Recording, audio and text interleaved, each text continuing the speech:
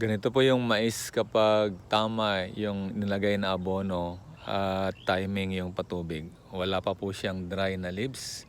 65 days po ito na Decalb 8282 at malalaki po yung bunga. Halos ito halos puputok po yung kanyang lalagyan kapag malaki na to talaga. So kapag kompleto yung nutrition, nag-a-apply po tayo ng foliar, ganyan po kalalaki yung mga bunga ng ating mais. Halos hanggang sa loob, ganyan po yung kanyang itsura. So, papasukin po natin para makita po ninyo yung mga bunga po ng ating mais sa loob. Ayan, ganyan po yung kanyang mga bunga. Malalaki at 65 days pa lang po ito. Lalaki pa po yung bunga niyan. So, gumamit po tayo ng mga foliar at tamang abono.